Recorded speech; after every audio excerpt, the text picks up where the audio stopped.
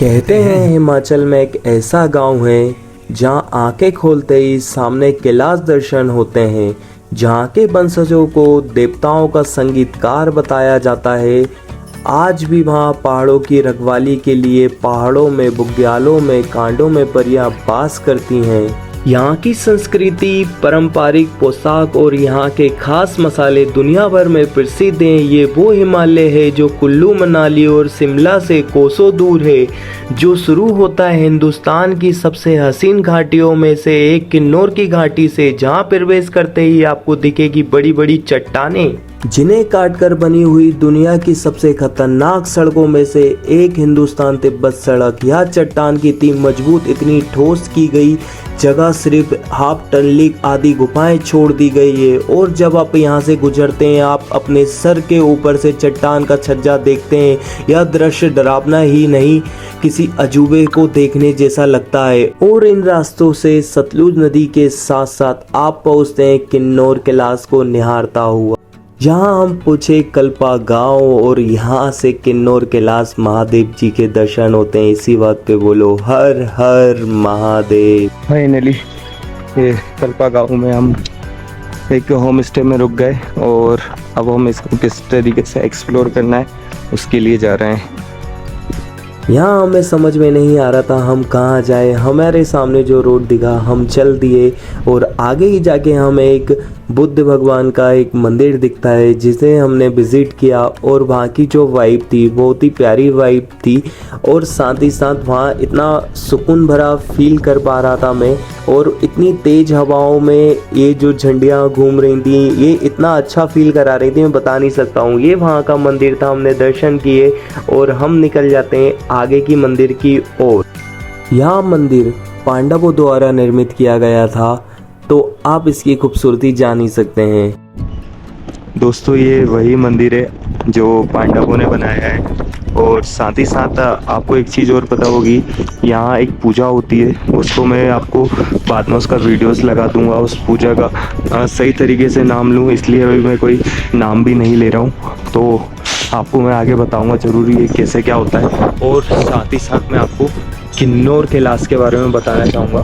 मैं अभी यहाँ बता नहीं पा रहा हूँ, बट ये जो जस्ट सामने आप देखोगे ना, इसको जूम का एक वीडियो लगाऊंगा। जो आपको दो पहाड़ों के बीच में दिख रहा है वो है किन्नौर कैलाश महादेव। इस साल नहीं जा पाए क्योंकि कुछ लोकल्स और जो यहाँ के देवी देवता बताते हैं कि किस जगह की जो यात्रा है वो चालू रखेंगे कि नहीं रखेंगे। और बेसिकली एक्चुअल में जो देवी देवता है उन्होंने यहाँ की यात्रा का इस साल के लिए मना कर दिया गया है। लेकिन जो यहाँ की सरकार है, सरकार ने 1 जुलाई से स्टार्ट करने का बोल दिया है। बट हम इस बार जाते, बट हम इस बार सिर्फ इसीलिए नहीं जा रहे क्योंकि देवी देवताओं ने मना किए थे, तो कोई मतलब नहीं है वहाँ जाने से, क्योंकि कल को कोई गलत चीज़ हो जाए। तो अभी हम लोग इसीलिए कल्पा गांव में आए और यहीं से हमने किन्नौर कैलाश जी के दर्शन कर लिए। देवदार की छाँव कल्पा मेरा गांव, रौलाने की धुन दिल में है सुकून। किन्नर कैलाश की चोटी बर्फ से सजी मोटी, लकड़ी के मकान ये है मेरी जान। ऋतुओं का ये संगम मनाएंगे हम, रौलाने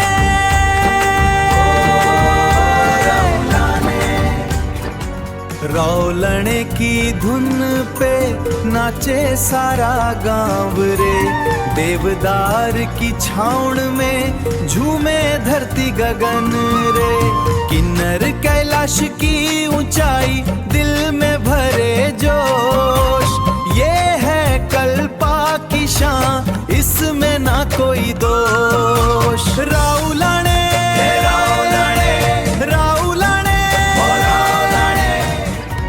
आपने अभी जो वीडियो देखी रौलाने की, उसी मंदिर में अंदर की ओर जा रहे हैं। और यहाँ पर इनका कुछ काम चल रहा है, मंदिर को और अच्छे से बनाने की तैयारी चल रही है। हम मंदिर में जाते हैं और आपके मन में एक डाउट आएगा कि जो सामने मंदिर के गेट पे इतने सारे बर्तन क्यों टंगे हुए हैं, तो उसकी भी कोई कहानी है। वो कहानी इस प्रकार है कि काठ की इस चौखट को देखो, प्राचीन कहानियाँ कहती हैं द्वार पे टंगे इन बर्तनों में श्रद्धा सदियों से बहती हैं। कोई मन्नत पूरी होने की, कोई देव कृपा की छाया है जो चढ़ाया इन द्वारों पर वो आस्था का सरमाया है। बुरी नज़र से रक्षा करते ये पीतल और लोहे के तार कल्पा की इस पावन धरा पर अद्भुत है हर एक द्वार।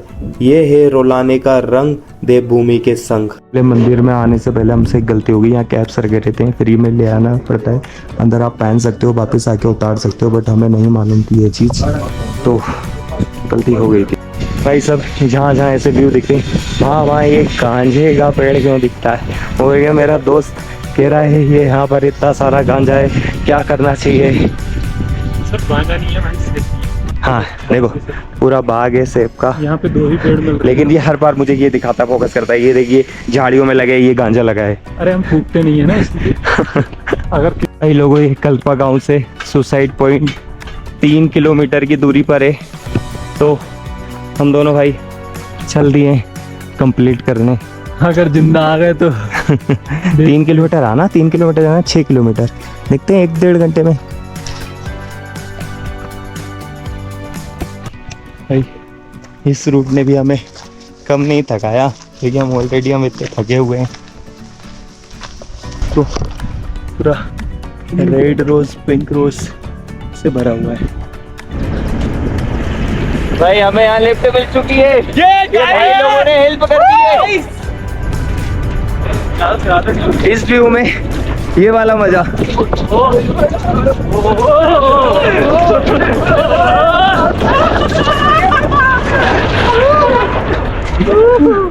अरे भैया ठोक दो, ठोक दो। ये है यहाँ का सुसाइड पॉइंट, बट ये सुसाइड पॉइंट से तो मेरे को इतना लगा नहीं, क्योंकि यहाँ के हर जगह पे सुसाइड पॉइंट ही है। बट मैं आपसे ये कहना चाहूँगा, अगर ये जगह आना चाहते हो तो मत आओ, ऐसे हज़ारों लाखों नज़ारे दिखते रहते हैं यहाँ पर। और ये कुछ कहना चाहता है पास में भाई, ये अगर मुझे चल के आना पड़ता, मैं से 1 किलोमीटर चलाऊं, इसके बाद वो भाई ने लेफ्ट दे दी। अगर लिटरली मुझे यहाँ तक चल के आना पड़ता ना, तो एक्चुअल में ये सुसाइड पॉइंट बच जाता। इसने तो मना कर दिया था मेरे से, मैंने कहा 3 किलोमीटर है, यूं आएंगे। अरे हमारा डिसाइड हुआ कि खाना खाएं या फिर सुसाइड पॉइंट चले। क्या लगा 3 किलोमीटर है, चलते हैं। हालत खराब हो रखी है, मैंने पहले खाना खाते हैं, ठीक है।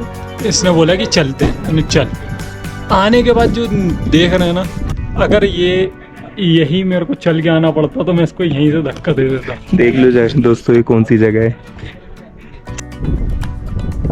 भाई बस यही गलती नहीं करनी है।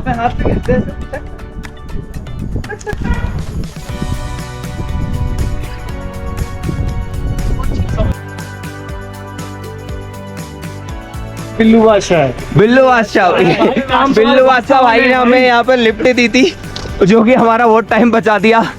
वो भी जाने टाइम आने टाइम दोनों टाइम। हाँ सही बात है। 10 मिनट का बोला था भाई, 10 मिनट में ही आया। हेलो भाई, हमने यहाँ होम स्टे लिया था। इस होम स्टे का नाम है धीरज होम स्टे, और साजन का नंबर मैं डाल दूंगा। और ये घर 90-70 का है, तो इस घर में रुकने की भी एक जो वाइब होगी ना, वो अलग ही होगी। ये यहाँ पे जो होम स्टे होते हैं उस इस प्रकार होते हैं।